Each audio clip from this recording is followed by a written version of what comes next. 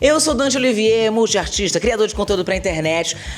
E o homem trans, bissexual que tiver vindo também caiu na rede é peixe, tome muito cuidado comigo. Hoje nós estamos aqui pra falar de um assunto muito bacana, muito gostoso, só que também que às vezes é pauta de terapia. Sexo e relacionamentos! Que delícia, que bacana! Amo! E hoje, obviamente, como vocês podem muito que bem ver, não estou sozinho. Estamos aqui com a...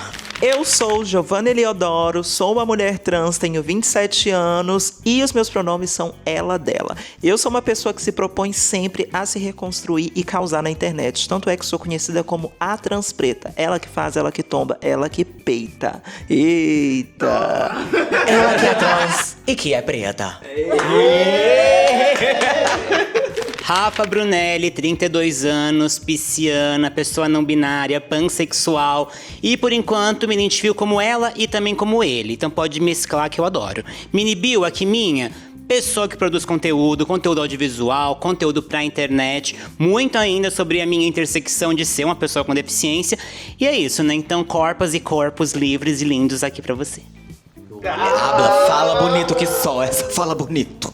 Jazz Bonfioli, tenho 29 anos, sou criadora de conteúdo, crio muitas coisas assim, receitas, falo sobre minha sexualidade, comédia, me identifico como mulher cis, lésbica, e é isso, gente, esqueci alguma coisa?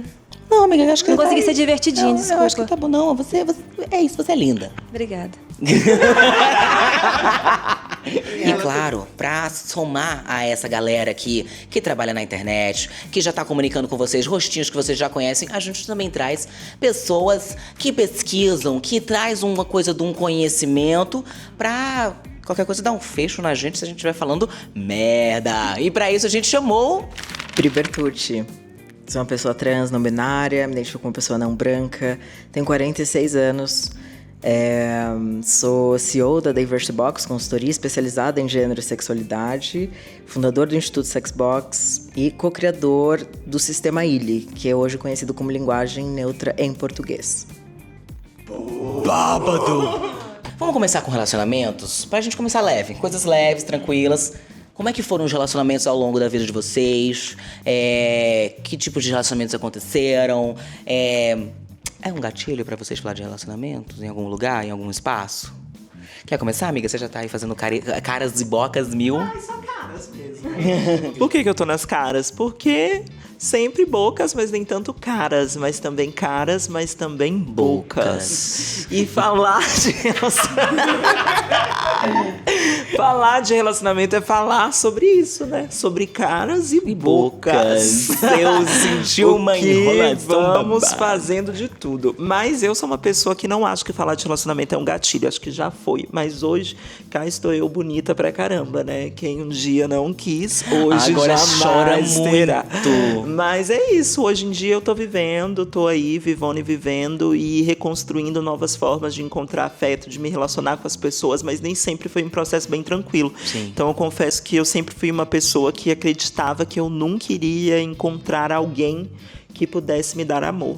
Esses dias recentes até, minha mãe tá na minha casa, e aí ela é de Minas, minha família é de Minas, também sou de Minas, então ela veio me visitar, e ela tava assim, junto comigo e com meu noivo. Nossa, você lembra de quando você falava que você nunca ia achar ninguém e tal? Olha o tempão que vocês estão juntos e tal, você falava que ninguém te amava, olha aí, agora tu tá pedindo pra ele vazar de perto de você, porque você não aguenta mais. Esse modelão, sabe? Entendo muito, acho que isso é uma vivência muito comum a nós, pessoas trans. Eu lembro que um dos meus maiores medos, quando eu entendi que eu era uma pessoa trans, quando eu descobri que isso era uma possibilidade, quando eu achei que não era, tava... coisinha da minha cabeça, era o medo de ficar sozinho. Isso era um dos meus principais receios no começo, era esse desespero, tipo, ninguém vai me querer, ninguém vai se interessar por mim, eu vou viver ou frustrado ou só. Não existe o meio termo. Então isso foi uma coisa que me acompanhou por muito tempo também, essa aflição. Eu acho que como vocês estavam falando também, eu trago muito pra minha intersecção de ser uma pessoa com deficiência, né? Que eu acho que esse do caras e bocas e corpos, sim, o ter deficiência, ser um corpo dissidente, diz muita coisa sobre o que vai ser os seus relacionamentos, se você vai ter relacionamentos. E eu também demorei muito pra entender que o meu corpo podia ser um corpo que estaria ali em relacionamentos, Mas, ao mesmo tempo, aquela sociedade dizendo, não, mas seu corpo não merece, seu corpo não vai ter, seu corpo não vai ter. E de tanto eu ouvir isso, eu coloquei o que é um relacionamento em outras partes da minha vida. E não ser o primordial, o relacionamento amoroso, afetivo, ali, a coisa do casal. Mas sim, eu comecei a ver meu passado e vi que eu sempre tive ótimos relacionamentos. Sempre fui pessoa super cativante. Eu sempre encantava muita gente que passava ao meu redor e eu via. Gente, meu corpo não passava por essa situação, por esse filtro, quando eu guiava relacionamentos pra esse cenário. Que não um cenário afetivo, sexual, romântico. Sim. E existe muito essa coisa do colocar a pessoa precisa num potinho, num jarrinho. Ai, não toca, ela é inquebrável, ela é pura, ela é especial. A gente quer dar Ela beijo é- na boca também, pelo amor de Gente, Deus. pelo amor de Deus. Assim, teve até um vídeo muito legal de uma campanha, esqueci de onde é, que é uma menina com síndrome de Down, que ela fala que ela pode, se você deixar eu tomar drinks, eu vou tomar drinks. Se você me deixar me virar, eu vou me virar. E tipo, me arrepio só de lembrar, porque não dá pra ver, né? Mas meu bico do meu peito tá arrepiado. Que é muito lindo, assim, tipo, ela dando um textão, assim. E se a gente tiver, a gente bota aqui no link, eu vou botar aqui no link da descrição. Mas assim, eu fiquei tipo, é isso, cara. Para com essa porra de ficar botando. Vocês que limitam as pessoas, o entorno que vai limitando as possibilidades que a gente tem de ser. E aquilo, né? Limitar uma pessoa trans a só ser uma pessoa trans. A pessoa gorda a só ser uma pessoa gorda. Sim, E por aí vai. A pauta relacionamento pra mim é... Amiga, pra você. É que, tipo, desde os meus 15 anos, eu emendei um relacionamento no outro até... Eu tô com 29, né? Até meus 28. Agora você emendou de novo, né? Só que foi com outra pessoa. Sim, é. Não, mas então, sempre me relacionei, sempre estive namorando, mas sempre foi com homem. Eu me entendo como uma mulher lésbica agora. Então foi bem conturbado, assim, quando eu tive que me descobrir, me assumir, junto com o término, que eu me assumi junto com o término. Então foi bem traumático o término, tudo. Foi muito traumático tudo. E isso super exposta, né, na internet. É, e assim, essa parte do pós-término eu nem expus, assim, que eu expus que tinha sido super tranquilo. E na realidade não foi, que depois foi um caos e tudo mais, mas sem entrar em detalhes sobre isso.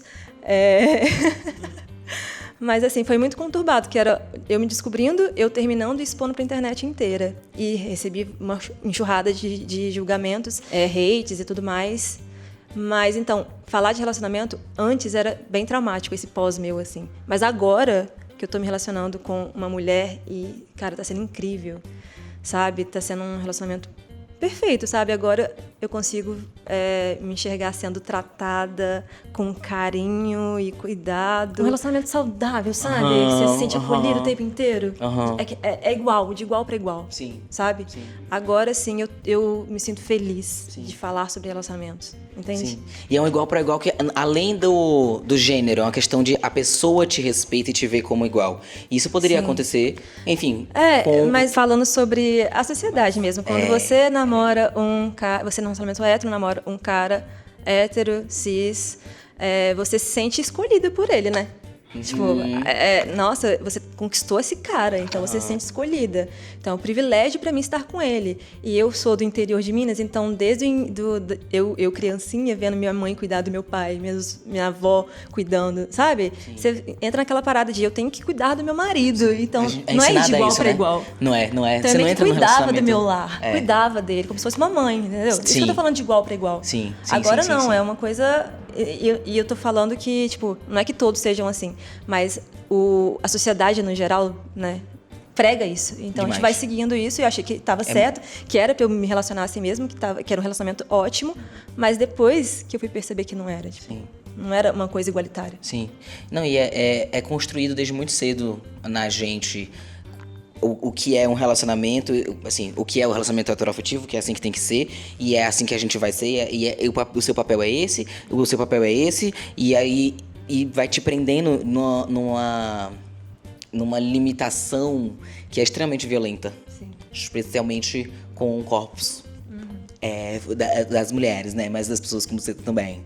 Eu pensando em toda a construção que eu tive, todo tipo de relação que eu me envolvi antes da minha transição também.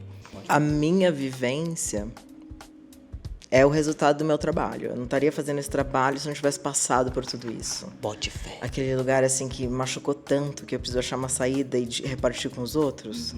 Então, ouvindo, né, vocês, ouvindo essa história, assim, né, das interseccionalidades também que atravessam, a gente sempre sentir que não vai pertencer, né? Sim. Isso que você estava falando.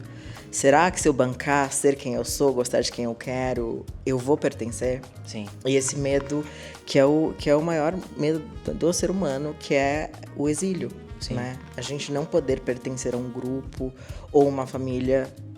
Se eu ser quem eu sou, eu vou perder isso. E aí eu acho que entra também no lugar de, se eu expor a minha sexualidade, eu vou poder pertencer aonde eu pertenço, né? Na escola, como é que eu vou, né, navegar? Eu acho que, assim, o que mudou nessas 2 décadas, né, de pesquisa, assim, de que eu percebo que não havia linguagem para falar dessas coisas. E hoje, graças ao trabalho de vocês também, graças às redes sociais, graças à internet, a gente tem linguagem. Então, uma pessoa jovem que não tem acesso, por exemplo, a conviver com pessoas, né, que já se descobriram que tem já isso muito bem resolvido. Aliás, eu acho que ninguém tem muito tudo bem resolvido, né? Eu acho que ninguém chegou lá. A gente tá sempre em processo, né? Mas assim, vocês têm, né, são referências para pessoas que não têm acesso. Então, eu acho que isso é incrível, pelo menos para pensar no processo de ganhar linguagem.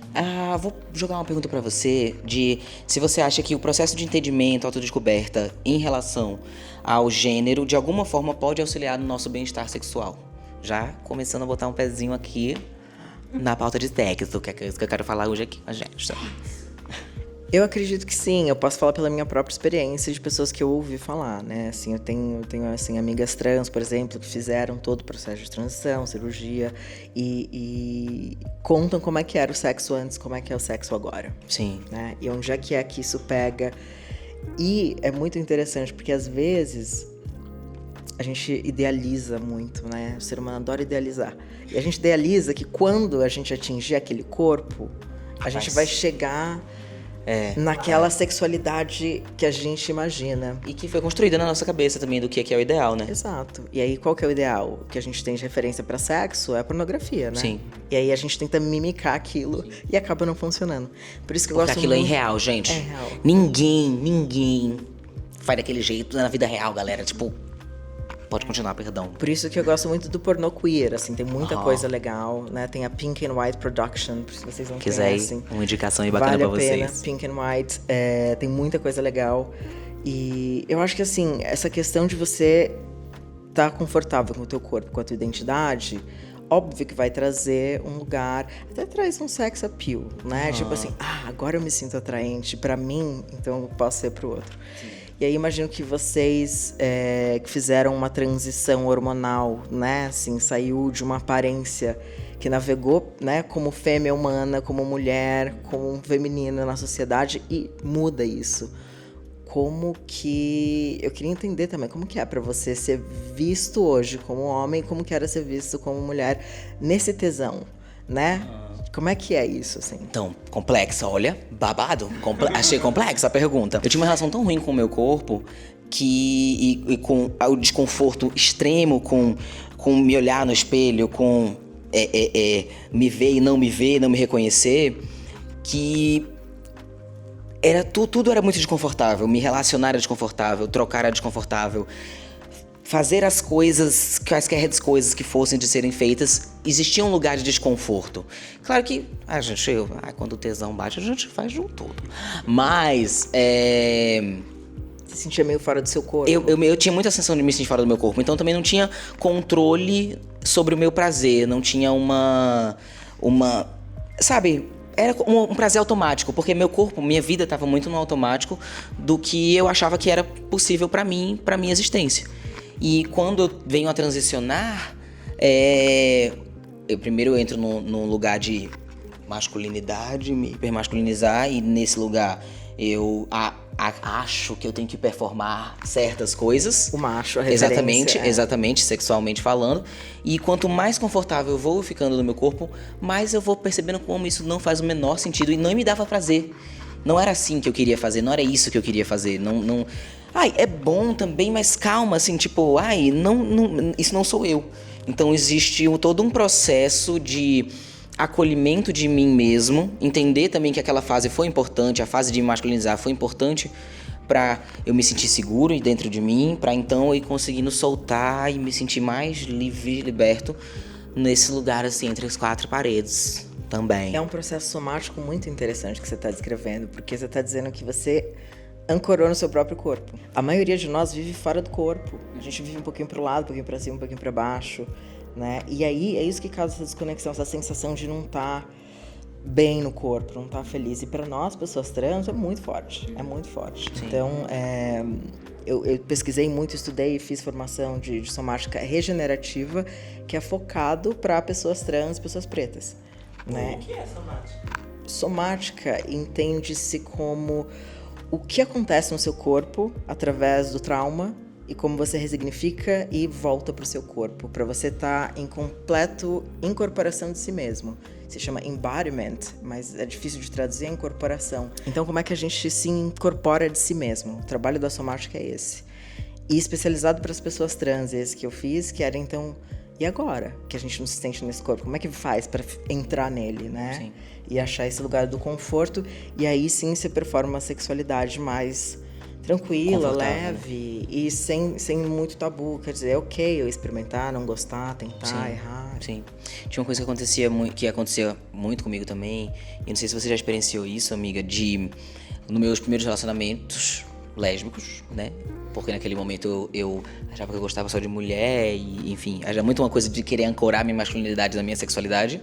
E eu passei por muitas situações de tá com a minha namorada assim tranquilo, isso era no colégio, então era uma outra vivência.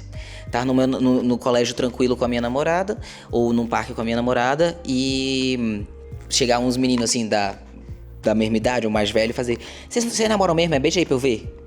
Então, uma joga aí pra... duvido, beija aí pra eu ver. E hoje, quando eu olho pra trás e lembro dessas situações, era muito uma situação de fetichização. Teve alguns momentos da minha transição, mais especificamente na minha pré-adolescência, em que eu tinha várias sensações de que eu estava fora do meu corpo.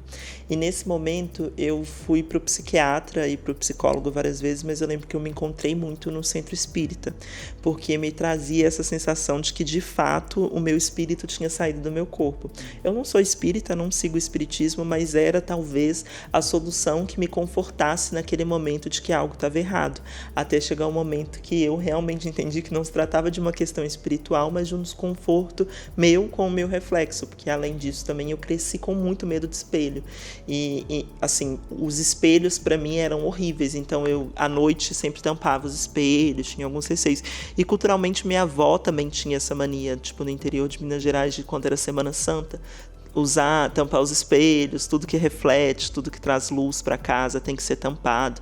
Então eu sempre tinha essa sensação de que eu não estava dentro do meu corpo, mas talvez eu não tinha conhecimento de um conceito como esse, que talvez pudesse me contemplar muito mais do que o que eu tenha buscado na religião, sabe? Naquele momento. Importante trazer isso, né? Importante que isso fosse mais aprofundado, trabalhado conosco. Agora eu queria entender com vocês, se em algum momento da vida de vocês, o corpo de vocês, as questões... enfim, o corpo de vocês foi uma questão limitante. Foi algo que você viu sim como um impedimento, como um processo, que é uma coisa muito comum quando a gente está lidando com corpos plurais, com pessoas que não estão dentro do padrão, o ideal da sociedade, blá, blá, blá, blá, blá, essas coisas aradas todas. Como que vocês lidaram com isso e se hoje vocês se sentem num lugar melhor em relação ao corpo de vocês, em relação das relações de vocês e como vocês se reconstruíram ou se construíram a partir dessas situações? Eu acho que como a gente tava falando agora, né, de você se ver fora desse corpo, não se entender como eu posso entrar aqui, eu acho que isso acontece muito até... Não só pensando na questão de transgeneridades e tal, mas nisso, né? Nessas intersecções de um corpo preto, um corpo gordo, um corpo PCD e por aí vai. Todo corpo que foge dessa normatividade de um corpo bonito, um corpo atraente, né? Já que a gente tá falando de sexualidade, de sexo aqui, então envolve muito a questão de ser um corpo atraente. Eu me cobrava muito pra... Eu tenho que ser, mas ao mesmo tempo eu via que eu nunca poderia ser. E aí eu sofria por... não ser. Então eu ficava naquela coisa de sempre essa pessoa que tava fora desse corpo culpava esse corpo. Então ficou na coisa, eu não quero entrar nesse corpo. Era tipo ao contrário, sabe? Eu não quero entrar nesse corpo, porque esse corpo é o feio, esse corpo não é o atraente, esse corpo... E várias pedras que eu jogava pra cima de mim mesmo, né? Depois que eu me entendi dentro do meu corpo e vi, E percebi que, sim, a sociedade ainda vai ser uma sociedade que vai ter desejos muito específicos. E, infelizmente, eu acho que não tem muito como a gente mudar isso. O que eu sempre falo pra você mudar a sua perspectiva sobre você mesmo. Sim. Então, assim, sim, eu sei que o meu corpo não é um corpo sexualmente atraente nesse padrão aqui. Mas onde ele pode ser? E aí é sobre você se perguntar onde está também o seu desejo. Sim. Que vai além também do desejo do corpo, né? Não só o desejo do sexo, da fricção física ali na genitália que faz.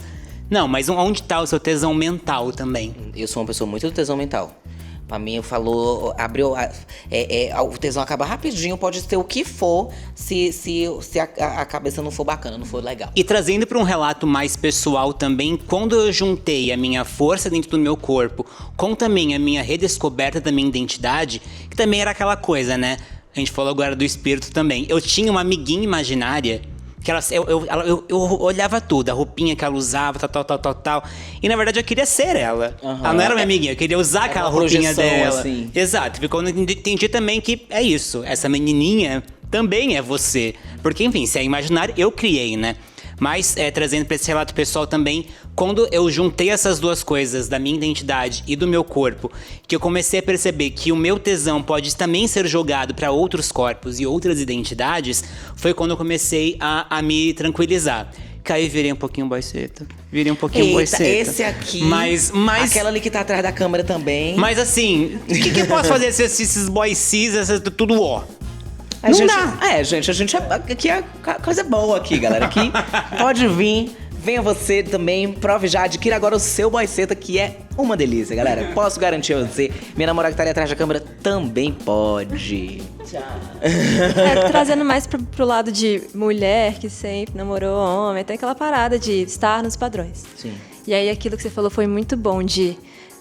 Você não tá nos padrões pra aquela pessoa, pra aqueles homens hétero escroto. É só não ficar com homem hétero escroto, sabe? Porque eu tive aqueles momentos de estar super insegura com o meu corpo, mas porque eu não tava dentro dos padrões pra aqueles homens que eu tinha que conquistar, sabe? Que eu tinha que conquistar, porque a gente tem que conquistar os homens. E aí os caras tudo feio. Os homens feios. Tudo fubango. Nossa, não se cuida, não as limpa a bunda muito direito. Melhor. As mulheres muito melhor. Nossa, e não, fica gente. se diminuindo, né? Básico, umas roupas básicas, Sim. uns gostos básicos, é tudo igual, Ctrl-C, Ctrl-V. Aí quer olhar pra e falar, nossa, amiga, você tem essas coisas todas. Só você sair dessa bolha aí.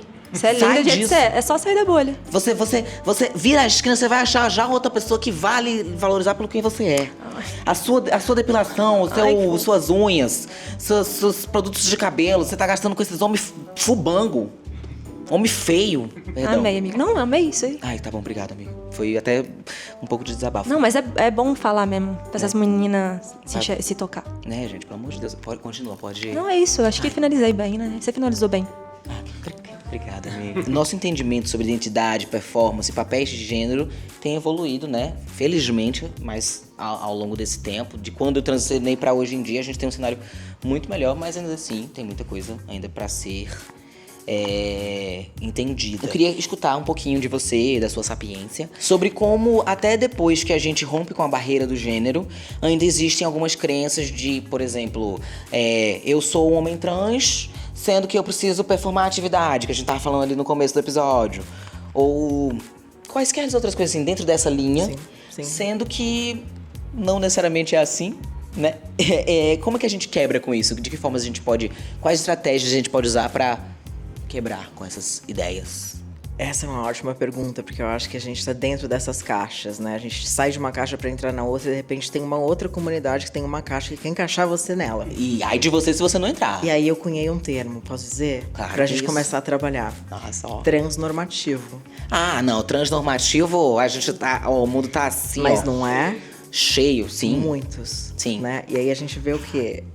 Essa mesma caixa de ser trans de verdade ou não trans de verdade. O Twitter fica empolvoroso. Esse assunto no Twitter eu nem entro mais pra me dar o gatilho. E aí, o que significa isso? Significa você performar a masculinidade imposta pelo cis heteropatriarcado, né? Então, a transgeneridade precisa se comparar a um padrão cis-centrado de ser. É isso que a gente tá falando? E aí Deus, você... não. Né? Então, exatamente. E aí você tem que performar uma sexualidade também parece muito binária, né?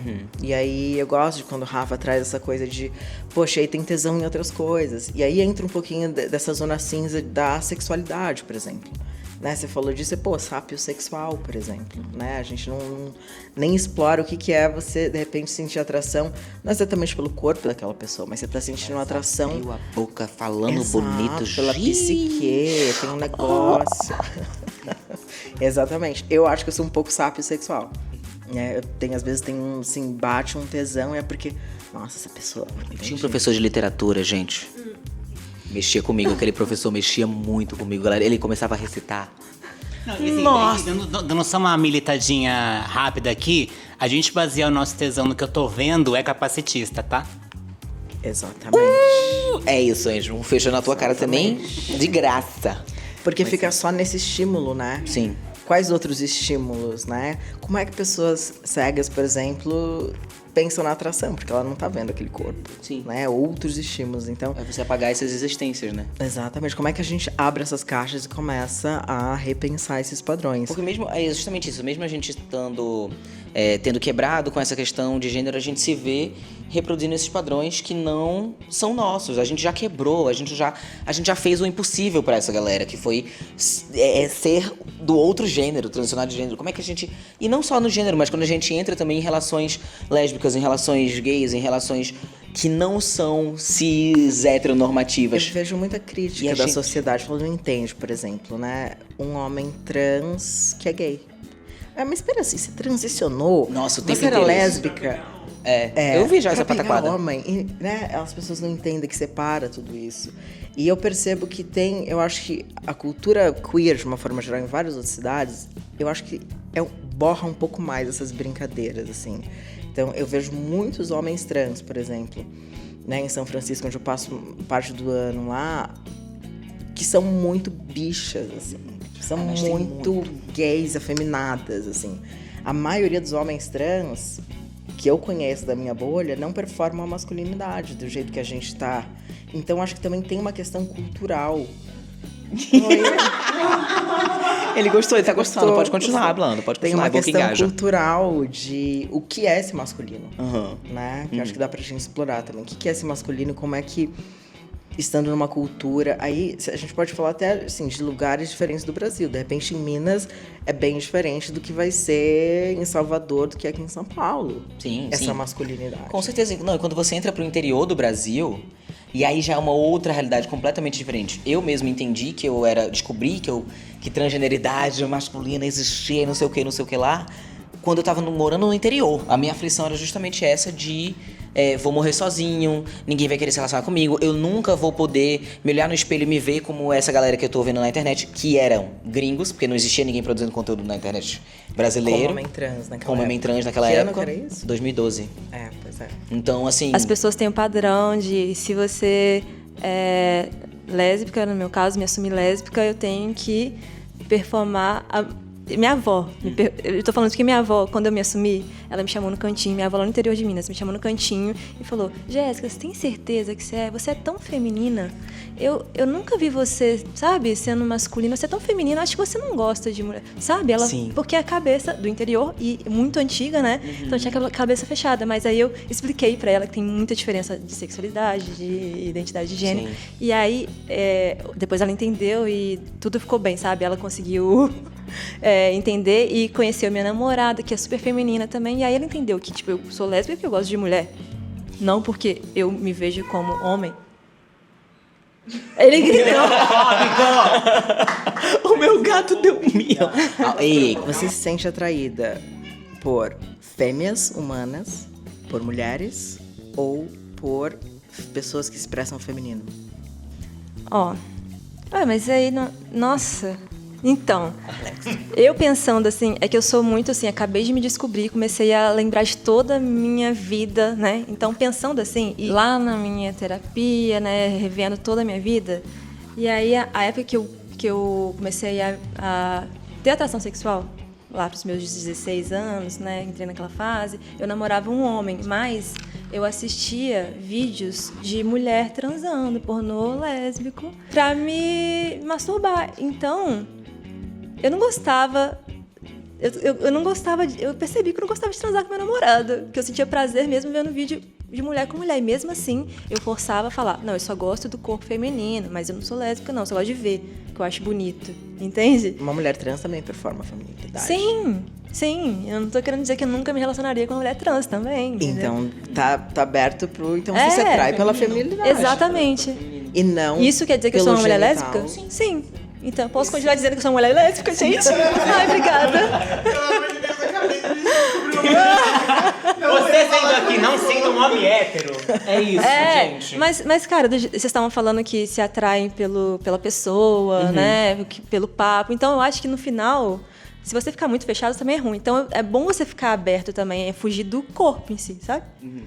Porque Mas pode ser isso- que em algum momento eu vou me atrair por uma pessoa completamente... que não performa a feminilidade, mas ela é muito atraente, chama minha atenção. Eu não quero ficar restrita também, sabe? Não queria que as pessoas também ficassem restritas. Que acho que é bem ruim, né? Ai, amiga, é péssimo. Então. É péssimo. Você se restringiu tanto tempo na sua vida, né? Pois é. E aí vê no que deu. É. Não se restringam, gente. E de preferencialmente, não fiquem com homens cis heterossexuais. É brincadeira, galera. Piadoca. Verdade.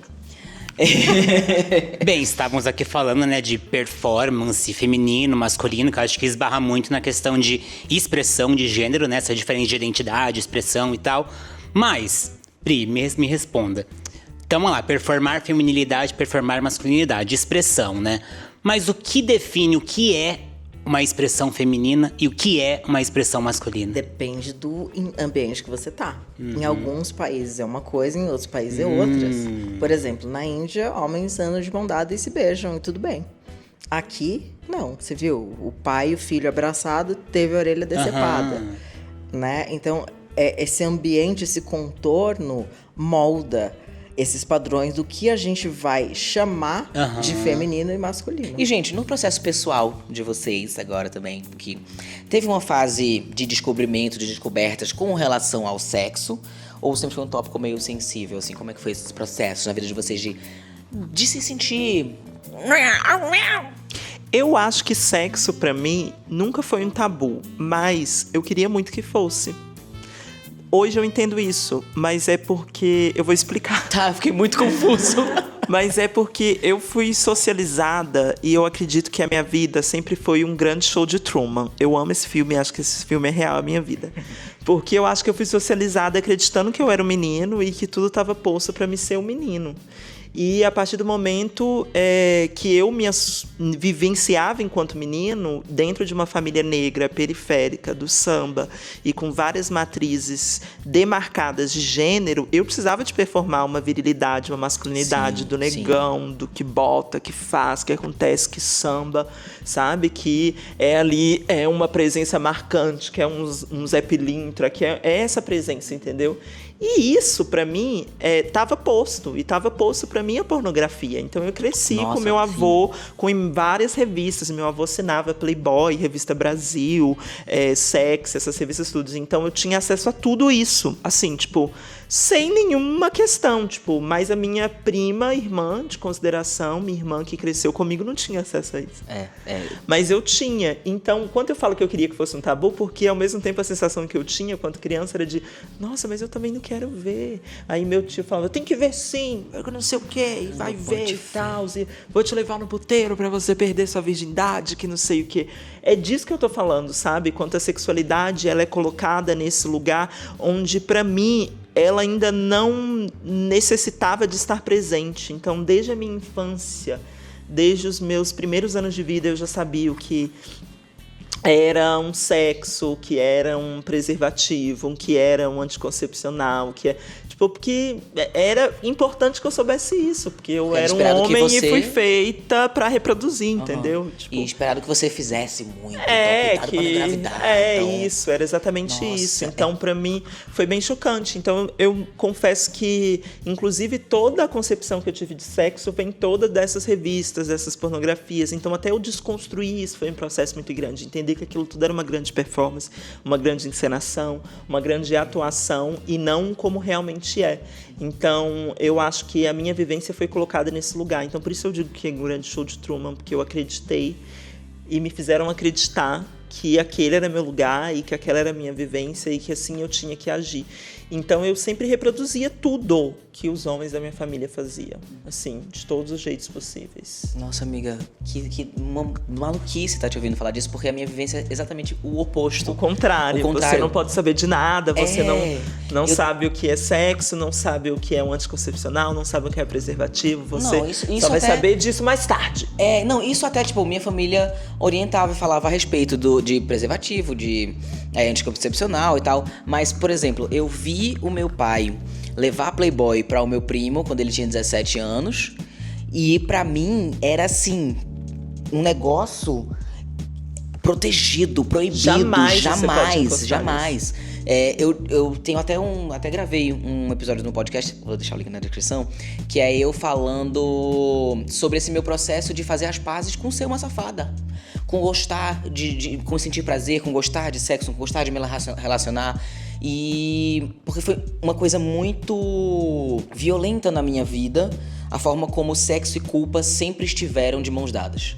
Sexo sempre me trouxe uma sensação de culpa, um peso, um medo, uma tensão muito grandes.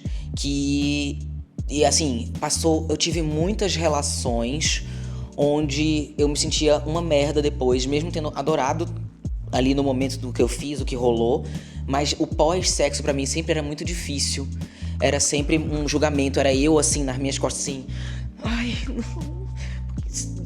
Me sentindo nojo de mim mesmo, nojo do meu corpo, nojo do que eu tava fazendo, nojo do que eu gostava de fazer. Sempre teve muito essa relação. Dois polos opostos de uma sociedade extremamente violenta com a forma com que cria suas pessoas, né? E é muito conflitante como se desenha pra quem nasce homem, como tem que ser, e como se desenha pra quem nasce mulher, que tem que ser também de tal forma, que são completamente opostas. E isso gera violência no momento zero do nosso nascimento, da nossa existência, assim. E aí, quando a gente entra nos processos de transição, entender que a gente não é o que esperavam da gente, e aí isso vai virando uma grande bola de neve muito doida. Então, bem parecido com o que a gente trouxe dessa questão de família, né? Eu sou filho, neto, sobrinho de mulheres solo. Então, assim, vó foi mãe solo, minhas tias, mãe solo, minha mãe solo. Então, essa figura do homem, né, do que é toda a questão paterna e tal, nunca tive. E eu sempre tive não sei se eu uso o adjetivo ranço, mas enfim, sempre tive um asco à figura masculina. Por ser essa figura que representava o abandono, total, que representava a quebra do que é a família. E depois que eu fui começando a entender a minha sexualidade e coloquei o homem também como meu objeto de desejo, foi maluco pra mim. Nossa. Porque eu odiava aquilo que me dava tesão, aquilo que me atraía. E demorei demais pra eu ver que o que me trazia esse ranço, esse asco, não era a figura homem, mas sim certas figuras, certas atitudes. Não era o homem em si, era em si a atitude. Depois eu comecei... Socialização. Exato. Eu comecei a pensar isso e eu sempre me senti muito mais acolhido e muito mais tranquila quando eu tava com mulheres. Professora, eu usava de professora mulher. Quando eu ia na médica, eu queria ir em médica mulher. Tinha só amiga mulher. Eu não me sentia seguro de jeito nenhum com companhias masculinas. E eu demorei muito pra conseguir entender que tava tudo bem. Depois ainda fui crescendo esse meu tudo bem pra... que a gente estava debatendo agora, né, do que é ser homem, o que é essa masculinidade. E hoje em dia, eu não coloco mais o meu prazer dentro da parte sexual. O meu prazer está em outros lugares. Porque é isso, né? Resquícios de gatilhos, de terapia até em dia, né? Mas resquícios de coisas do passado, né? A terapia não resolve da noite pro dia, né? É um processo. Não. Coisa da terapia. Mas enfim, ainda traz essa coisa de não quero. Então, eu tendo a colocar o sexo como um encontro ali. Eu ainda não tive uma experiência onde eu colocava tipo, uau, ai, que delícia. Pra mim, eu gosto até o bem mais, que mexe mais com o meu tesão é o que a gente chama de preliminar, né? Mas enfim, o antes, na coisa de tipo, vamos transar, eu sinto mais tesão no vamos transar do que não transando. Até hoje. um explorar sensorial que é muito, muito gostoso, gente. Muito bacana. Sabe que eu só queria falar isso, pode ir. Essa parte da preliminar, pra mim, não existia, porque eu não tinha atração pelo masculino, né? Sim. E aí, imagina, tipo, o cara pelado na minha frente, eu seca, sabe? Sim. Eu achava até que eu tinha problema de lubrificação. Eu juro pra você. Passado, e agora tu tá assim, jorrando. Eu achava que eu tinha problema de lubrificação porque eu simplesmente não sentia tesão. Eu não sabia que não sentia tesão.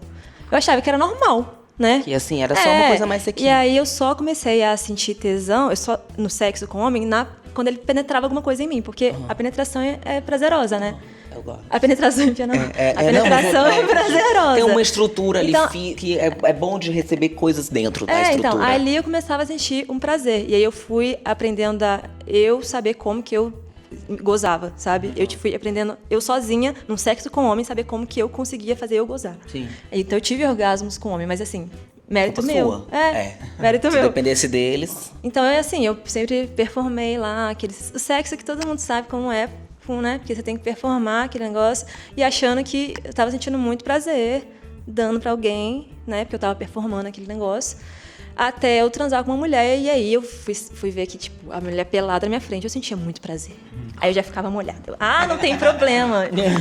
Gineco, tô ótima, tá? Então, aí eu comecei a sentir prazer antes, na preliminar, e o sexo eu entendi que era o conjunto todo, e não só a penetração. Às vezes nem precisa da penetração, sabe? Sim. Lógico.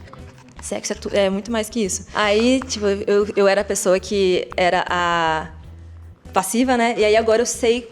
Tipo, eu sou tudo. Eu sei como comer uma mulher, sabe?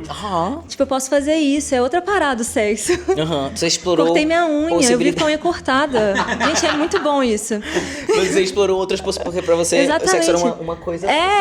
Você cria aquele sexo de pornô. Você fala, tá. E o pornô que eu assistia entre mulheres também não é o que é, né? Não, gente, de salto alto, galera. Então, quando eu me descobri e fui transar a primeira vez com mulher, eu tive que pesquisar, né? Como que fazia direitinho, pesquisei tudo.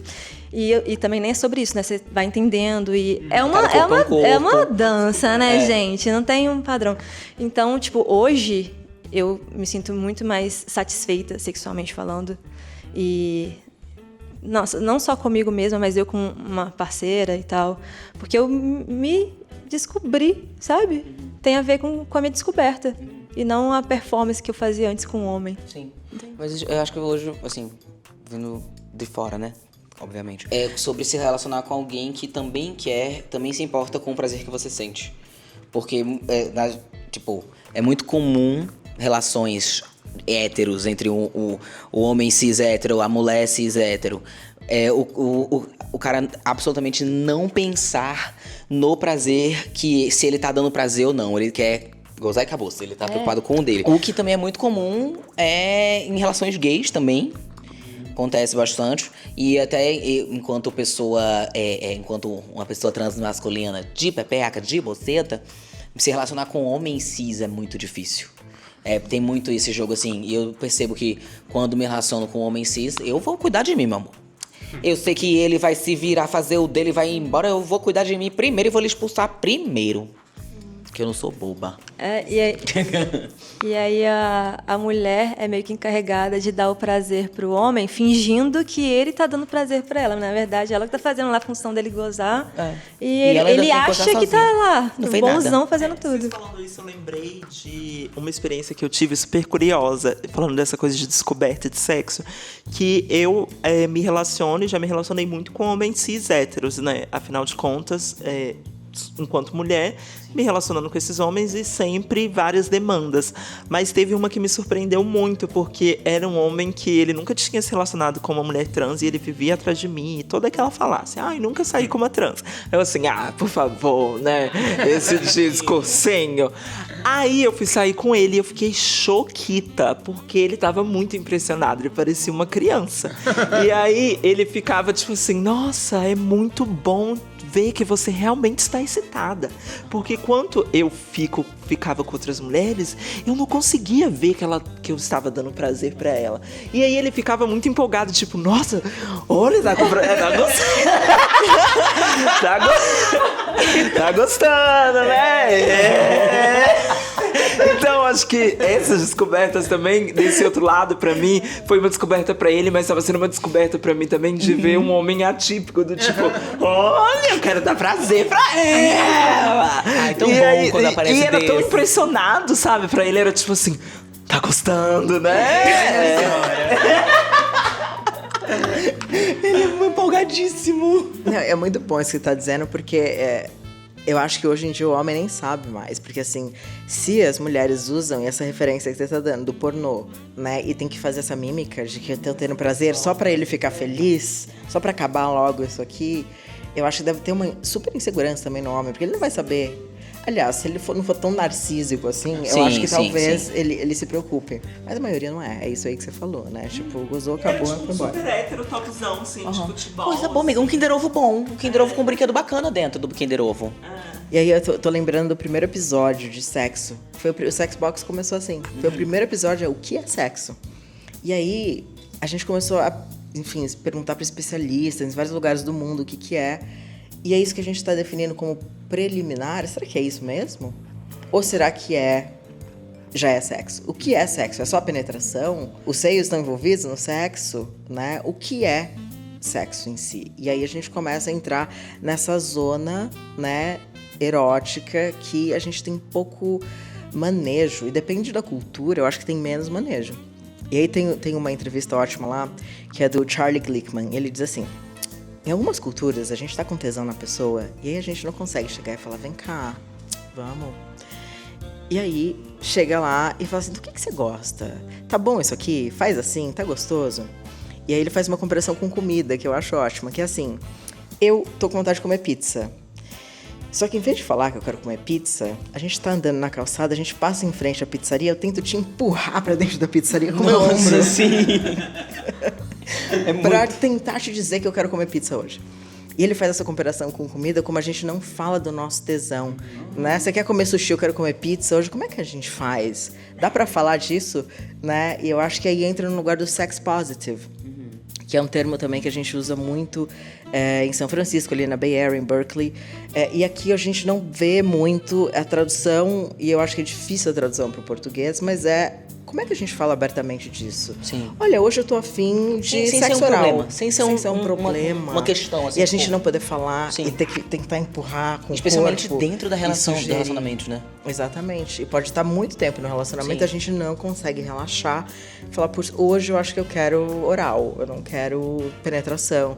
Acho que a gente pode esperar, né? Porque eu sinto super tesão de sexos acontece. Tipo assim, adoro que acontece. Não gosto dessa Adoro coisa. quando te empurram na pizzaria.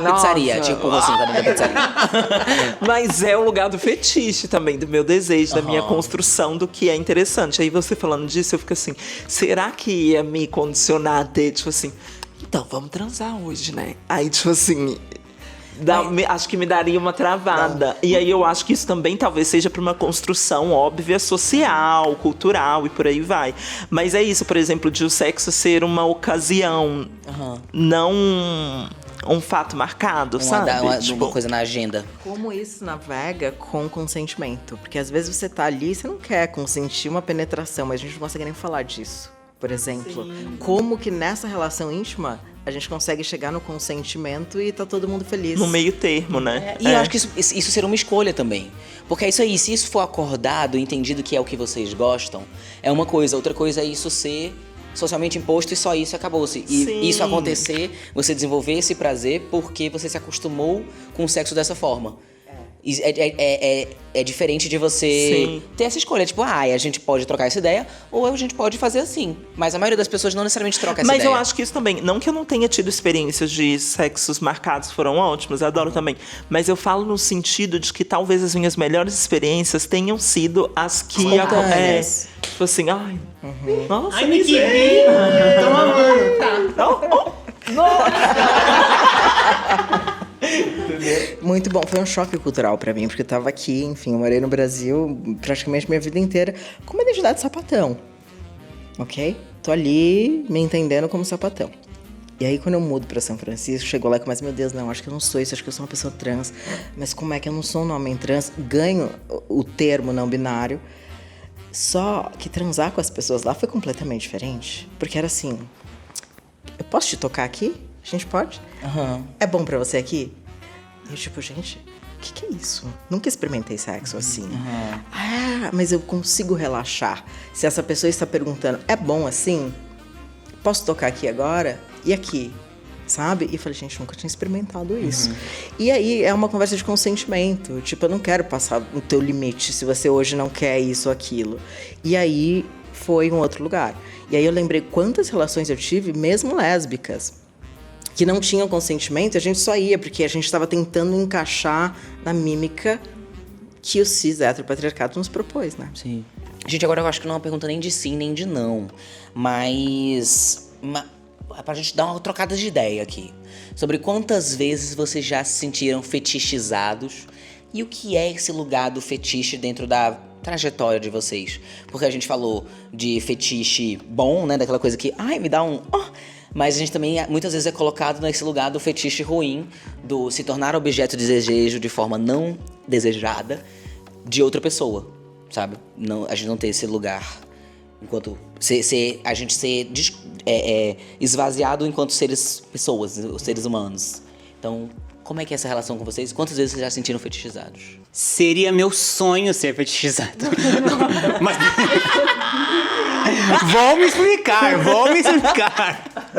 Esse é o Não, corte. eu acho que por tudo isso que eu já venho trazendo aqui no episódio de hoje, que é justamente não colocar o meu corpo como um corpo sexualmente atraente, né? Exatamente. Então, eu seria uma ótima piranha se me dessem a oportunidade, entendeu? Com certeza, gente, vocês não fazem ideia. Não tem um tipo de fetiche por pessoas com deficiência? Tem. Mesma coisa aquele creep face, existe muito isso também. Fazendo um parênteses também, tem pornôs que tem um ator específico que ele faz só vídeos ele sendo o Saci Pererê. E por aí vai, minha senhora. Eu acho que eu já vi. Menina! Dilcinho, meu primo! Não, mas eu acho que trazendo também pra coisa do que eu fetichismo, né? O que é o fetiche também. Onde mora o meu tesão. Eu brinco muito no meu terapeuta, eu falo muito com ele sobre isso também. Do tipo que eu sou uma pessoa muito controladora, muito control freak, muito ali. Eu tenho que ver tudo que tá acontecendo. Mas meu fetiche no sexo é... Me comanda. Manda em mim. Faz o que eu faço o que você quiser. Mas a gente faz aquele paralelo, né? Pessoas com falo, geralmente, são as pessoas que têm que ser a ativa. Não pode ser a submissinha, né? E eu sou a própria. Ai, tão bom, tão gostosinho. Quantas vezes eu já fui fetichizada? Acho que 3.947,8 vezes. Em torno de... A média. Mas assim, eu acho que, assim, não falo isso num tom de orgulho, mas porque a minha corporeidade, de alguma forma, ela constrói um imaginário do que seria essa construção da latinidade, até se posso dizer, né? Que é uma mulher negra, ancas largas, seio, samba, peito, né?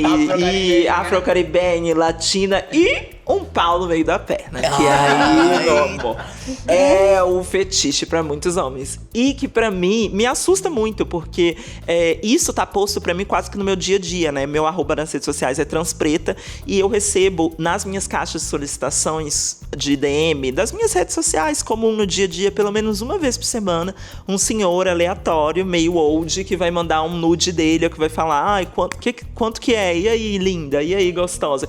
Porque, tipo, sei lá, ele no momento da vida dele achou que ele ia pegar o celular, escrever trans e preta e encontrar o fetiche dele. E aí facilmente encontram essa pessoa que vos fala. Então, assim, eu já fiz uma pesquisa até de SEO mesmo nas redes sociais para entender que quando se pesquisa trans preta, possivelmente tem fotos minhas e pornografia de mulheres trans pretas. Nossa. Então, automaticamente já tem uma associação meio que pré-concebida de que eu seria essa figura. Então, a figura, sobretudo, do sexo fácil, né? Que o trabalho sexual tá posto pra gente. Então, esses caras, quando eles me procuram, na cabeça deles é que eu estarei disponível pra fazer sexo com ele, porque ninguém quer transar comigo, me assumir, também, então, né?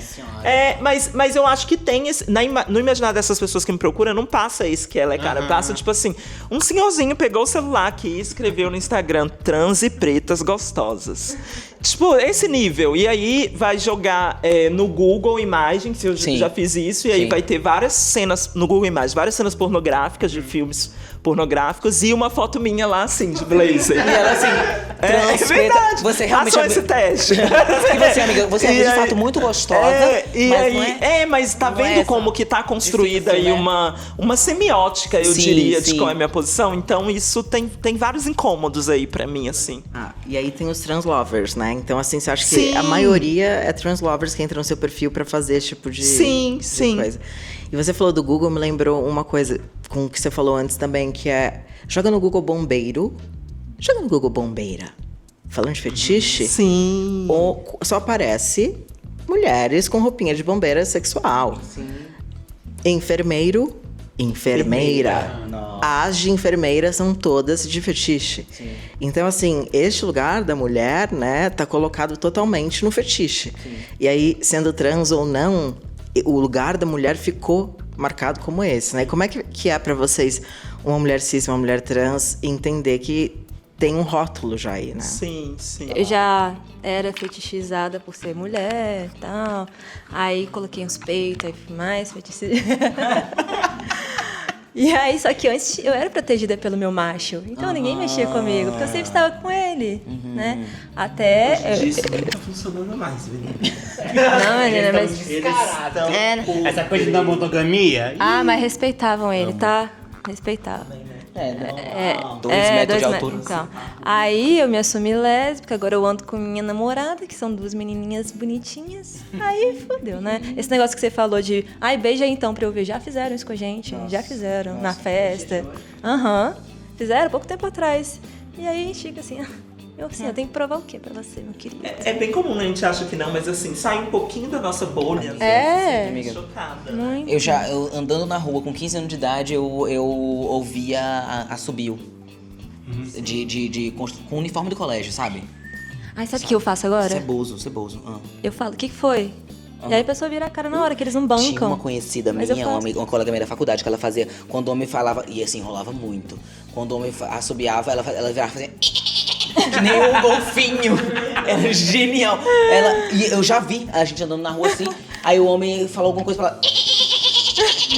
Só que ela imitava um golfinho certinho, agora que minha voz engrossou, eu não consigo mais Mano, eu vou também. usar isso, é muito Engraçado, bom. agora uma reflexão que eu tive, que assim, eu hoje não tenho mais esse desejo, mas antes eu saía na rua com o propósito de chamar atenção, assim, tipo assim, de ai, hoje eu vou passar na obra e eu quero um assovio pra reafirmar que eu sou a fêmea, entendeu?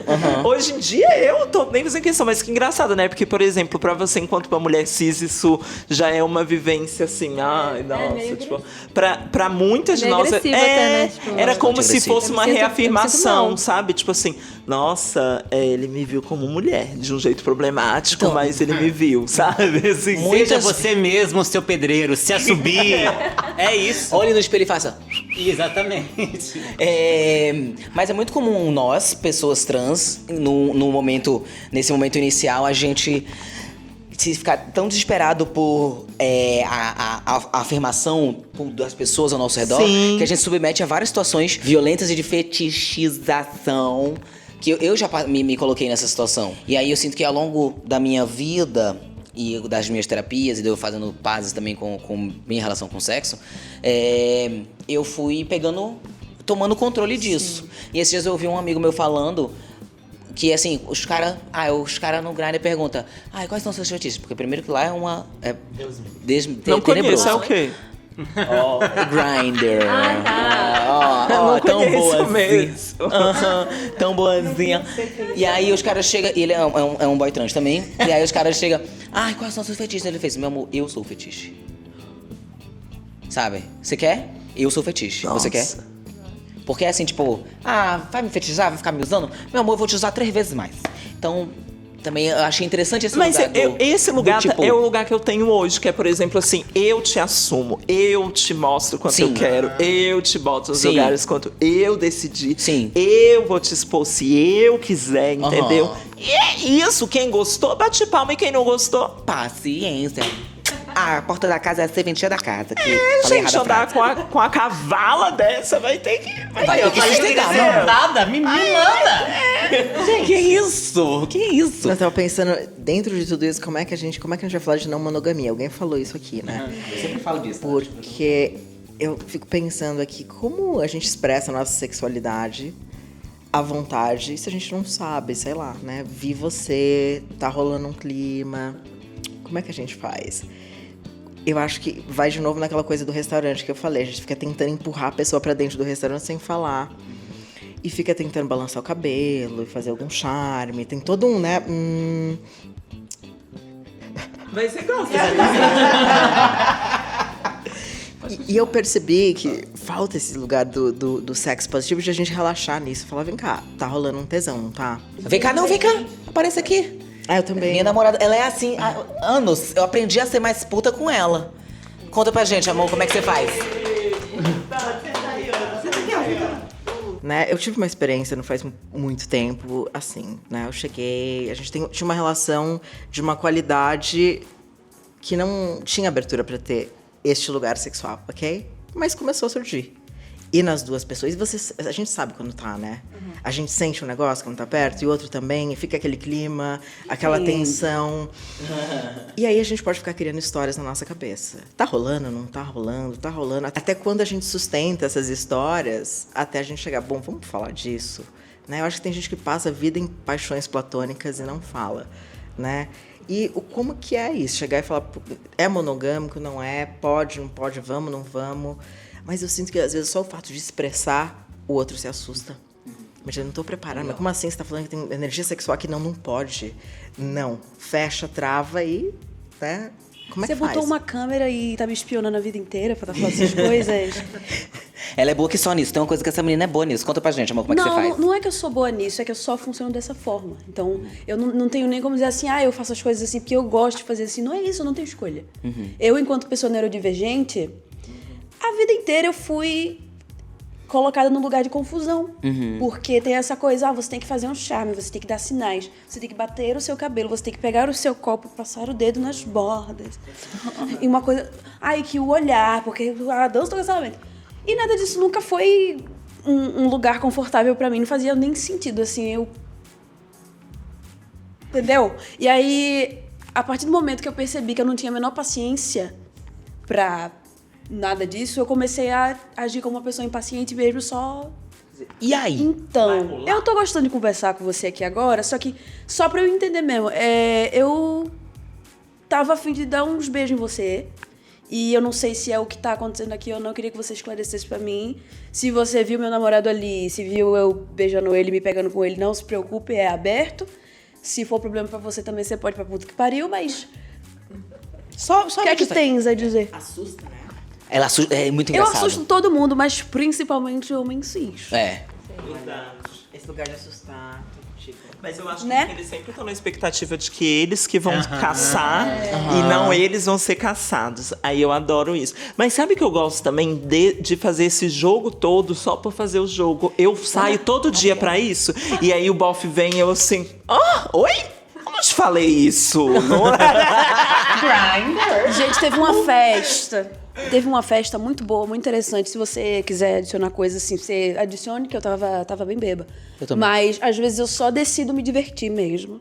E aí, todas as pessoas que...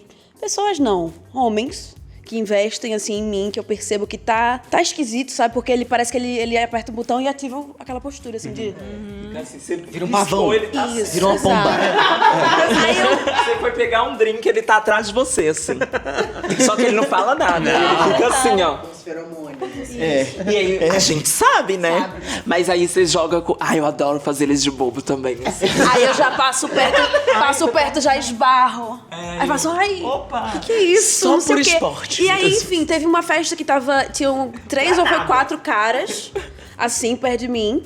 E aí eu tava me divertindo muito, muito, muito. Do nada me separei dele. E no que ele voltou, eu estava sentada em cima de uma mesa, assim, tinham 4 rapazes só em volta de mim. E eu, para, que coisa. Beijei os 4 e depois fui embora. Aí.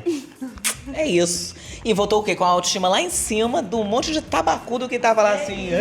Aí depois me agarrei com a menina que eu queria desde o começo. Tá bom. Muito obrigado pela sua contribuição. Muito obrigada, que é Vai, isso. Precisando, dando eu tô aulas sempre aí. ali atrás. Ih, gente.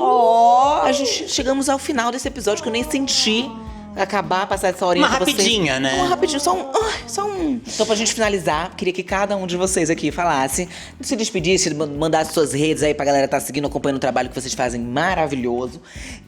Ou quiser divulgar também alguma outra coisinha bacana aí que vem aí, agora.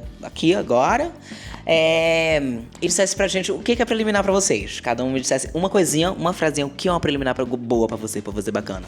Preliminar pra mim, eu acho que é esse pré-saber que tá acontecendo, sabe? Eu acho que é os olhares, é aquele toque, é sentir que a pessoa tá mais perto.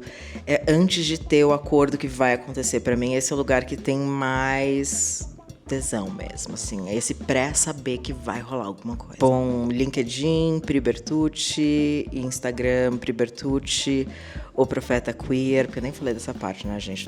O xamanismo, que nem entrei nisso. Mas sigam também o @sexbox, 2 S e 2 Bs, e @diversitybox. Lá tem bastante conteúdo e bastante referência de pesquisa que a gente tem trazido aí nos últimos 15 anos de atuação. Eu acho que preliminar, pra mim, é toque, sabe? Quando toca em mim, assim, de um jeitinho diferente, mais levinho, assim. Aí já fica... Minhas redes, jazz.bonfioli, em todas as redes, eu acho. TikTok, Instagram, YouTube, segue lá, pessoal. Tem muita coisa legal, divertida, vocês vão amar. Preliminar pra mim, eu acho que é a vontade de. Estou com vontade de. Eu acho que é esse caminho do antes do eu consumei esse ato, antes do até do te toquei, te olhei, te falei. Eu acho que a vontade de, que é aquela vontade que a gente sabe que tem a vontade. Que tô vendo, tô lendo os detalhes. Então acho que a preliminar é a vontade de. Minhas redes sociais, Rafa Brunelli também no YouTube, no TikTok, no Instagram. Falando sobre umas bobajadas, também falando sobre coisa séria, professorinha caricata. Eu acho que preliminar, pra mim, é esse friozinho na barriga de você tá sentindo que alguma coisa tá acontecendo, mas ainda não saber qual é ela, mas saber que você tá com desejo, sentir que você tá arrepiando, sentir que você tá se excitando. E eu não tô nem falando de genital, eu tô falando de outro tipo de excitação. Preliminar pra mim é isso, eu olhei pra você... E isso é sentir, entendeu? Eu acho que é aí que tá o babado. E minhas redes sociais é Transpreta no Instagram, no TikTok, no YouTube e também no Spotify, onde você quiser, porque eu tô aí pra jogo. Bora lá? E você, vem comigo? Eu sou o Dante Olivier, esse foi o Dando Trela. As redes sociais de todo mundo tá linkado aqui embaixo na descrição pra você lá curtir, conhecer o trabalho de todo mundo. Preliminar pra mim é tomar um banhozinho pra receber a pessoa cheirosa, passar um óleo, um creme no corpo, pra quando dá aquela fungada assim, sabe, sentir aquela coisinha gostosa. E aí o resto da porta pra dentro é tudo sexo, meu amor. Então é isso, um cheiro até semana que vem, tchau! Quero transar com vocês.